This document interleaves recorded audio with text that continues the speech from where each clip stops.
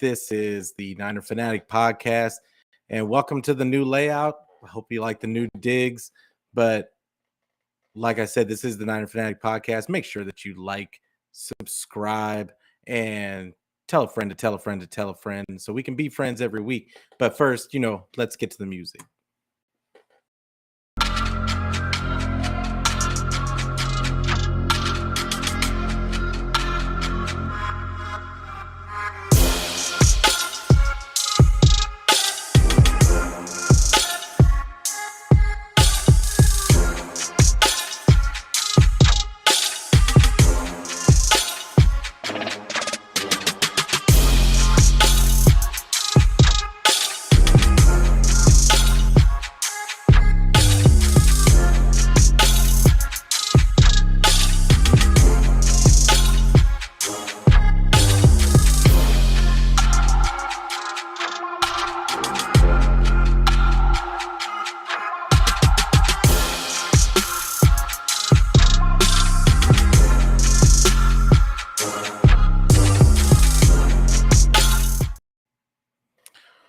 What's going on, Niner family? It is Peter Lucas. This is, once again, the Niner Fanatic podcast.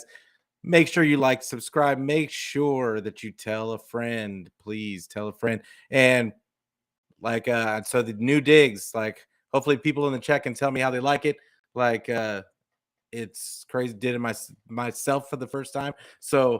But I appreciate you guys coming in already. Brian Culp, appreciate you coming through the I'm going to kind of start doing some things differently this offseason. We're going to try out some new stuff, and it's really going to be about more content that I can give to you I'm trying to get it to the point where I can do it on a daily basis. And but the most important thing is that we all have fun. I like talking to you guys. I like seeing you guys. We're going to start doing some call-in shows. I'm still going to have guests from time to time, but I want to get more personal with you guys and give you guys a platform to speak your mind on what's going on in the Niner universe. And because as we all know, there is never a shortage of storylines in the 49er universe. So, but with that being said, yay, appreciate you coming through, my brother Adam. Known this guy since I was a little kid. So appreciate you coming through, man, as always. And I see Raphael's in here somewhere, but thank you for coming through, Raphael. Big ups to Long Beach, West Coast. I'm from Texas, but I'm from the West Coast, but I live in Texas now, but I'm always going to be a West Coast guy. So appreciate you guys for coming through. But we're going to start off talking a little bit about the things that have been going on the last couple of days. And then we're going to get into the call-in portion of the show. Let's see if we even get anybody to come in. This is the first time we're doing this, so I'm sure there's going to be some hiccups along the way, but bear with me. But oh yeah, Brian says call-in show is going to be fire, man. I hope so. let's hope that this all goes off without a hitch. But I want to start off by talking about the Trey Lance. First of all, I named this show Throwing Motion for a reason. Now, we had some people, and I'm not going to mention any names, but we had some people talking about, Trey Lance needs to work on his throwing. They always think that Trey Lance needs to work on his throwing motion. And Trey Lance had an interview with a reporter a couple days ago, saying basically that he wasn't going to be doing anything with his throwing motion. I think the key of what he said was his throwing motion. That doesn't mean that he's not going to work on his mechanics. I still feel like this kid is a hard worker. I feel like he is going to work on everything in the offseason. He wants to be better. He sees Brock Purdy out there lurking, and this is his chance with the Brock Purdy. Unfortunately for Brock, he left the door open that Lance would be able to come in improved. And the key for Trey Lance is not just his mechanics. It's not just his mechanics. Really, the key with Trey, I think, is because I heard some people say earlier today that Trey needs to fix his mechanics or he's not going to be a viable quarterback. I disagree.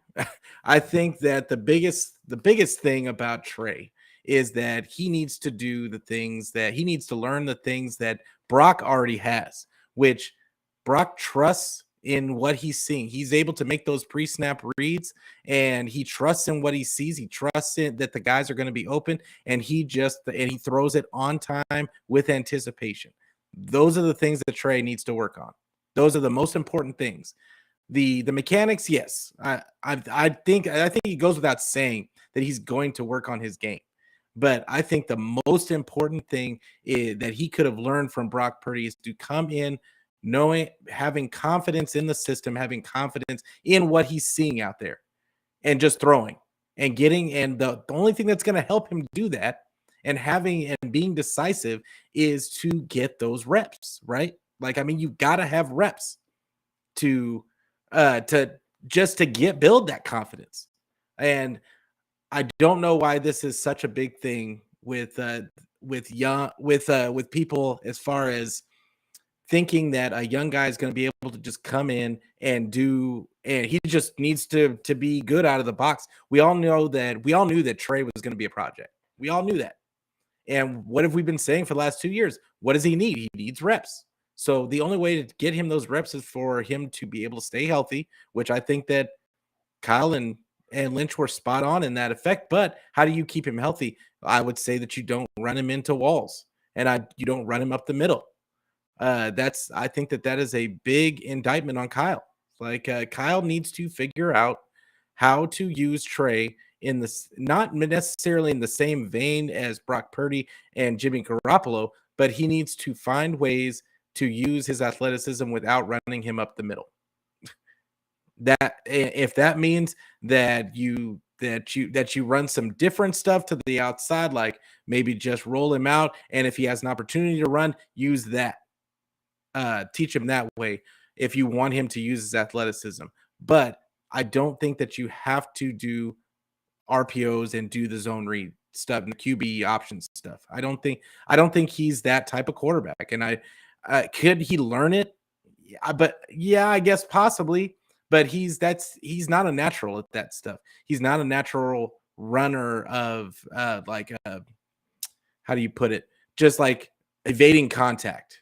He's not a natural at that. In college, you saw he did a lot of just running guys over. And if I encourage you to watch his college tape to see how right I am about that. He didn't do a whole lot of juking. He has that straight line speed when he builds it up, but he's not doing a whole lot of juking. He's just running people over. So, but he can't be doing that in the pros. So it's going to be really important for him to, yes, you want to work on his footwork because everything starts with the base, right? But the most important thing is that he gets comfortable throwing the ball. That is the most important thing in my mind. And like brother says that he likes the overlay. Appreciate you guys. And Bryant said Trey does need to work on his short yardage passes. Absolutely. But what does that come from? I don't necessarily think that that's his mechanics. It might be a little bit of his mechanics, but I think it's confidence and decisiveness in what he's seeing and not being so nervous on the snap. But that comfortability only comes from snaps and reps and doing it over and over and over and over again. And he can't do it over and over again all season when he's hurt. That means that this offseason is going to be enormous for him, because while I've said from the beginning that I thought he's a little small for the position. And yes, there are small quarterbacks that end up being okay in the league, like Drew Brees. I mean, everybody goes back to Drew Brees, but the reality is there's not many. And Drew Brees is an outlier. And those smaller guys, the guys that do make it, they're outliers. There's not many. So, and the reason why is because we saw it. He hurt an oblique muscle. He almost couldn't play when he hurt his oblique. Like, what was that, the third game or a second game, I think. And then he tears his UCL, which granted was a freak injury, but at the same time, it's going to be very hard for Shanny to completely protect him. And he's going to take hits. And can his body hold up? like to that kind of punishment. I I just don't see it. He's a smaller guy over the long haul. Uh, I think he's going to end up getting a chance to start somewhere. If Trey Lance, if Trey Lance ends up coming out on fire in this camp, OTAs and all that other stuff, they're going to let him see if he can be the starter. And if Trey gets hurt, then Brock will come in, and Brock might end up being the guy that they choose. Who knows? But the reality is should he be is the question. And I'm not sure that they should put all their eggs in that basket. That in my opinion. I know there's going to be a lot of people out there that disagree with me, and that's fine. It's great to disagree. It's a great conversation, right? Like, but I would say that you would want a guy like Trey that is a bigger guy that can take those hits. And I shouldn't even be saying that because he's hurt right now. but but if he's not given the added punishment from running the ball, I think that Trey would be a much better viable option in my opinion. But I want to see it. We've got to see it. We've got to see him get those reps. And we're never going to get an honest opinion of him until we see him get those reps. So it's going to be, like I said, a very important offseason. But back to Brock real quick. Um, Real quick with Brock. Like, so we learned today that there's probably a good chance he's going to take it's going to be the 6 month recovery time. I know that there was a lot of scare around he might take a full year, but they're saying, I think we heard from Jake Delhomme. I heard on another show today, and I wish I could give them credit because I listen to so many shows, but Jake Delhomme apparently said that he got the reconstruction and it still only took him like 6-7 months to come back. So it's just a completely different injury for football than it is for baseball. And at the very least, we know it's not going to probably take an entire year for Brock, no matter which one he gets. But I think that he's going to probably I think that they're going to probably end up going for the 6 month, but we'll see. I don't want to say, oh well, Pete said I don't want anybody say Pete said he was going to get the 6 month. No.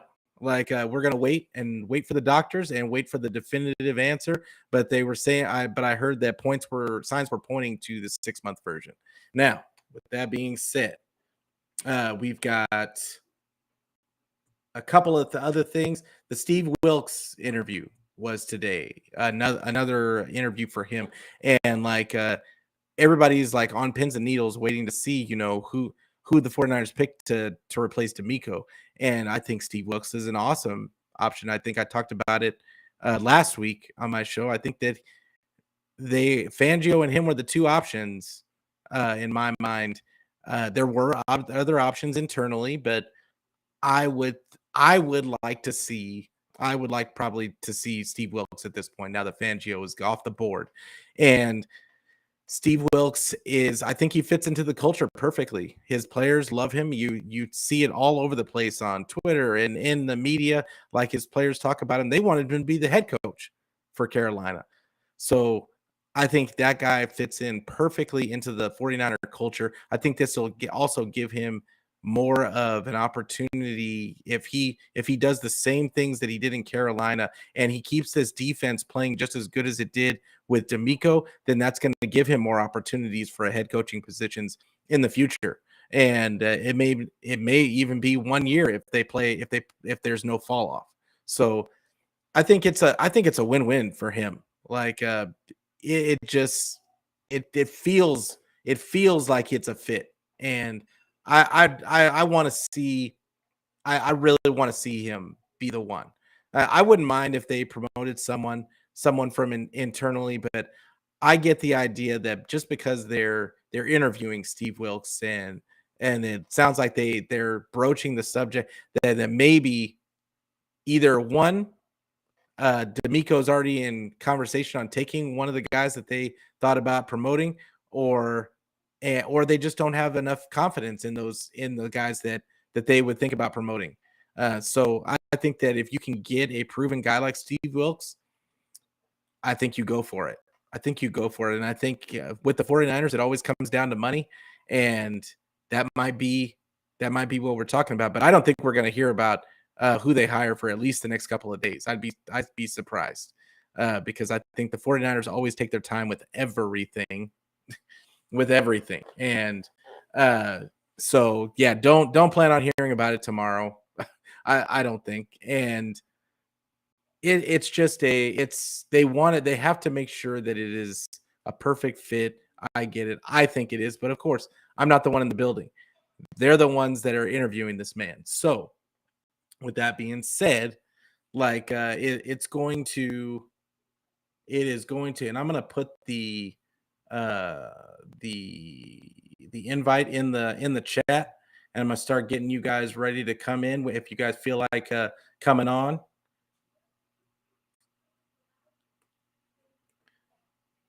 But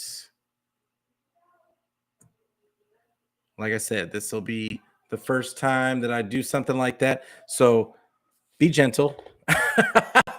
But yeah, I'm really interested in seeing how this is gonna go, because I've seen it done on other channels, and yeah, and I've always wanted to interact with a lot of you, especially like Brian Cole, like a lot of the people that come in all the time, Eric Wallace, like all those guys, and it's yeah, hopefully somebody comes in and we get to talk some 49ers.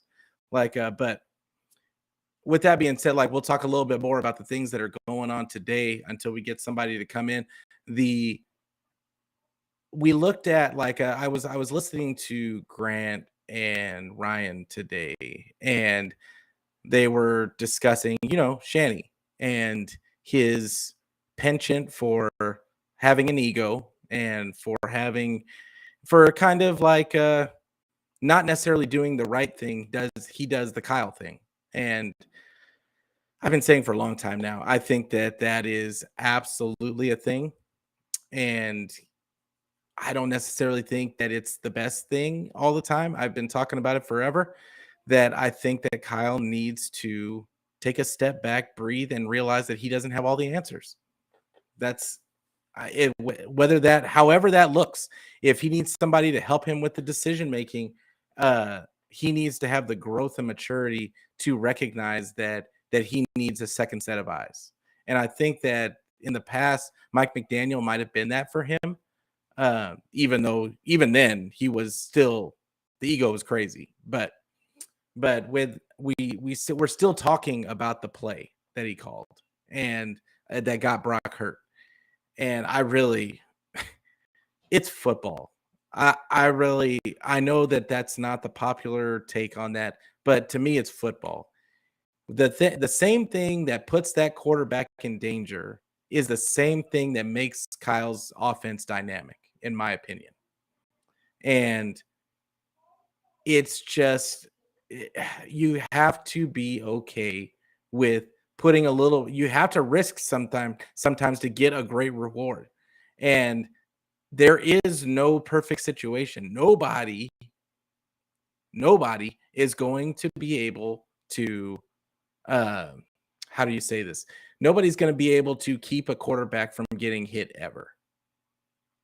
Now, does Brady get hit a lot? No, he doesn't get hit a lot, because he knows when to just throw the ball away, and he doesn't really miss a lot of those free rushers. But that's Brady. Like, there's certain quarterbacks that hardly ever get hit, but most quarterbacks get hit. Mahomes gets hit. Herbert gets hit. Who else? Josh Allen gets hit. They're injured. All of them were injured down the stretch. And we just have to get to a point to where we kind of, we trust the process. I think we all were hurt by this previous this loss in the NFC Championship game, and it hurt our feet. We had to have something to blame. So that's the kind of the way I feel about it. But I got Bryant in the lobby. Let's bring him in.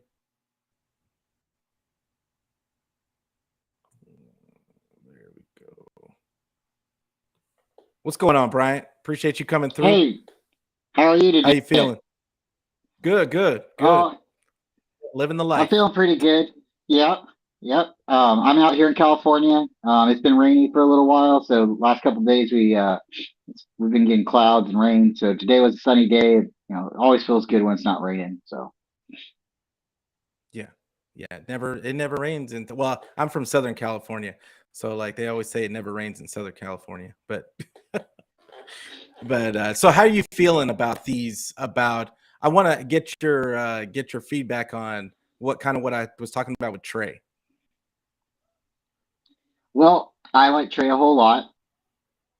But I'm one of those people, and if you've listened to me before or read anything that I write, I'm not a Trey hater. I'm not a Jimmy stan. I'm a 49er fan. I want the best player out there Yeah, at for all sure. times. I don't. I'm not the guy who makes the Absolutely. contracts or picks who goes, first in the draft. So for me, I don't think it should be draft position or contract that makes you the starter. I think your ability on the field. And at that point, you're like, oh man, front office made a mistake. We should have maybe not paid Hmm. this guy as much. So for me, I'm not going to sit here and say Trey wasn't the right pick. I'm not going to say he is the right pick. I think this team was trying to go for a veteran quarterback, and that's what I've been saying this whole time. And the Hmm. the evidence is there. They tried to go for Watson. They tried to go for Stafford. They tried to go for Rodgers before the draft. Hmm. So it's not saying that Lance can't do it or be there, but this is a Super Bowl roster, or we want to be a Super Bowl roster, right? We want to Yeah. be there. So for us to make the most important position a rookie, I mean that's putting an awful lot on everybody else, and It's then for unheard people of. to It's sit, unheard of, really. yeah, and for people to sit back and say, oh well, he deserves to start. He deserves to start. Okay, so does that mean we deserve to not go for a Super Bowl this year? Because it's been a very long time for us to win a Super Bowl, but that's the Niners. It's Yeah. Super Bowl every year. It's not championship. It's not division crown. We want to go to the Super Bowl and win it. We don't hang division titles and banners. We host Lombardis.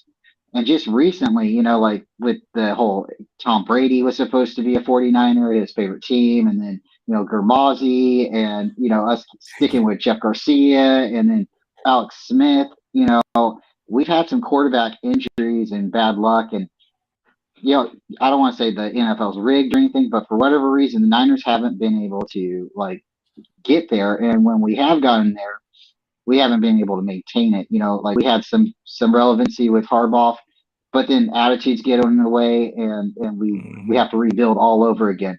And then Chip Kelly came here. Nobody wanted to come to the Niners after that for several years, and then Shanahan has completely rebuilt this team from the Hmm. ground up.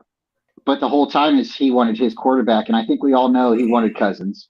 I think he's Yeah. made that very clear. But because of Absolutely. attitudes and the Niners being the Niners, we don't trade with a lot of teams. We don't trade with a whole lot of teams at all. And the Redskins aren't going to be one of those teams that we're going to typically trade with. And we got lucky with Trent Williams, but Yeah. that don't happen all the time.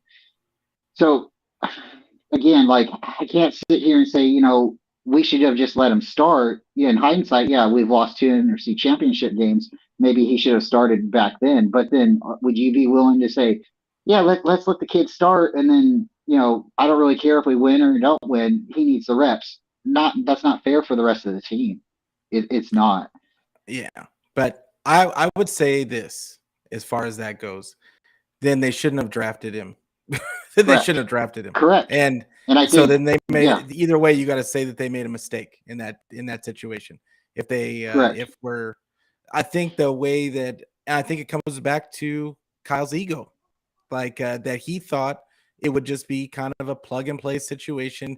He could make it so that it was minimal throws with Trey until he really learned like and got comfortable in the system. But he thought that he could still make it work.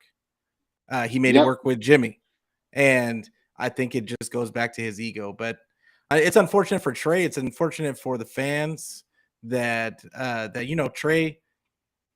I mean, he came into a bad situation. As good as the situation looked, like it turned out to be a bad one because he's never gonna be accepted and be allowed to make his mistakes because this roster is so ready. And but yeah, so I 100% agreed with you. Like it's But what do you think about the Purdy the Purdy factor in all of this? Like, do you think that he should be more like they should be gearing more towards Purdy when he comes back, since he's obviously seems to be ready in the offense?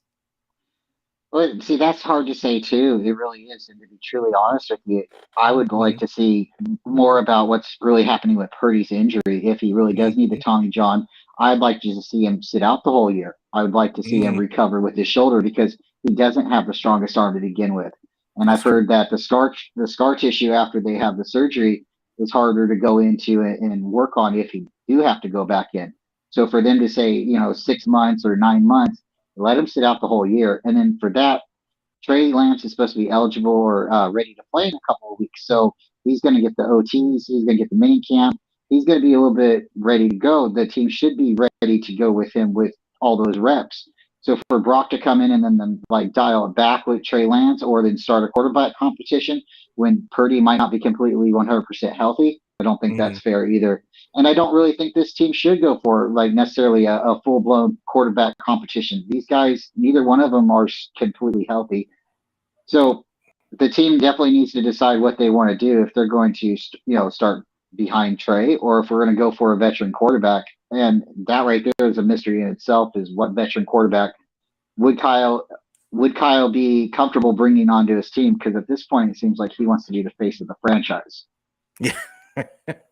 Yeah, for sure. And it's I think that right now, Trey is the guy.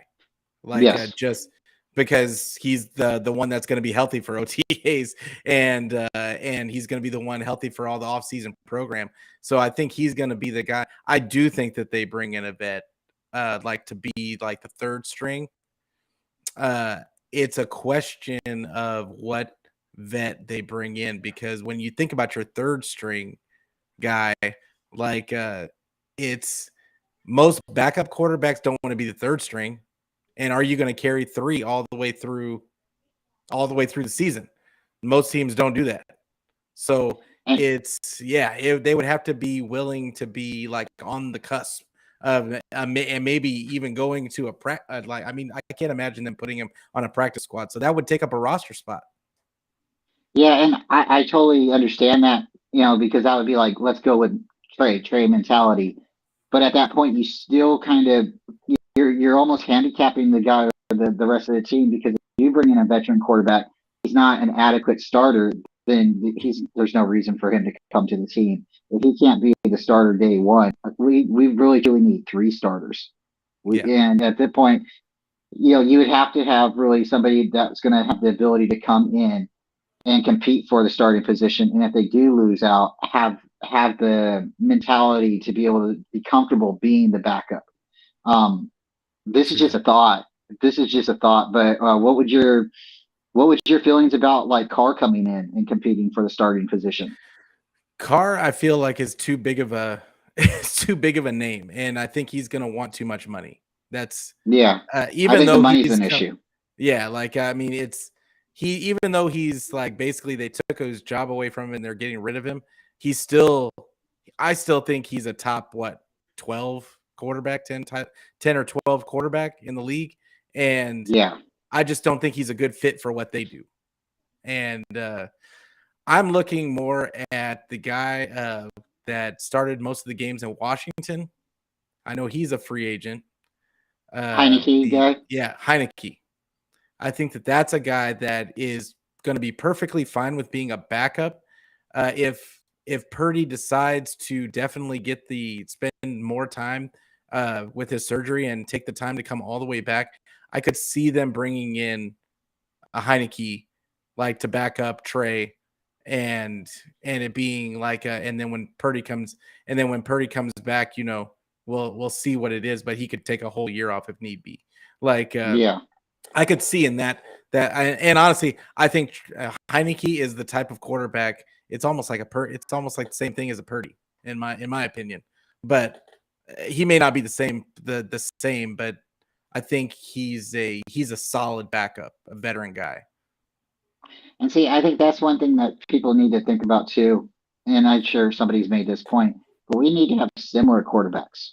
We need to have similar quarterbacks so the playbook can stay the same, and it's not like Jimmy Garoppolo playbook, Exactly. Trey Lance playbook, or Purdy playbook. I don't understand. I understand there's athleticism and people play different, and do different things on the field, but A still has to be A and B has to be B. You can't be making the B gap the D gap, and Yeah. that Yeah, I for get sure. it. I totally get it. But no, I think really, Pete, I think they have to bring in somebody who really wants to push whoever's going to be the quarterback here. They have to have other quarterbacks who want to push. Like Steve Young in Montana, they both want they wanted to be the guy. They pushed each other. Yeah. So, like for us to bring in Josh Johnson, I'm not a big Cam Newton guy, and I'm not going Yeah. to say he would have jumped on the fumble because he didn't in the Super Bowl, but they could have brought in somebody different. They could have totally Yeah. brought in somebody different for that guy. Oh, he's a vet. He's been in the league for so many years. He's Kyle's guy. He's been on our team for 3 years. Yeah. 3 different times. That mentality doesn't make sense to me. And it really is like if the Niners really want to win, we don't need to worry about what the last name is on the back of the jersey. We need to worry about what the front of the jersey says. And best player out there every Yeah. time. And Yeah. that's my thoughts. But hey, man, Yeah, I get thanks it. for having me on. Yeah, and I appreciate you coming Yeah, on, Bryant. I'll come on some other time. I wanted to come on and ask a couple questions. And my last question: how important to you is it that they sign Robbie Gold? Oh, it's extremely important to me. I think that, and I don't think that Robbie Gold is going to ask for an astronomical amount. I No, think I think in the beginning he was. I think it's going to probably be similar to what he was making throughout his tenure, and because the last time when he went through a contract scuffle with the 49ers, and he said he didn't want to be back. But I think he's part of this culture, and I think that that's a guy that has proven himself in clutch moments, and that's a guy that you need to bring back. So I'm hoping for Robbie to be back. But I liked what you said. yeah, Yeah, like I liked everything that you said about around getting a guy that understands the system. I mean, that's the big reason why Josh Johnson was is because he had been on the team. He knew the system in a pinch, and at the very least, they could get somebody that knew the verbiage. But yeah, I agree with you. There is no perfect solution. Just the solution is figure out a way to keep your guys from getting hurt. Like we shouldn't be at our fourth stringer. Like what team is at their fourth stringer and still even in the hunt. So it is what it is. But I appreciate you coming on, Brian. And I'm gonna start doing daily shows. So make sure that you come through for those. And yeah, hope to have you on again soon, bro. oh yeah, we'll be talking, and I'll see you. I'll see you around. We'll be definitely talking. Yeah, have a great day, and stay faithful, everybody. Go Yeah, Niners. Thanks, absolutely. Pete.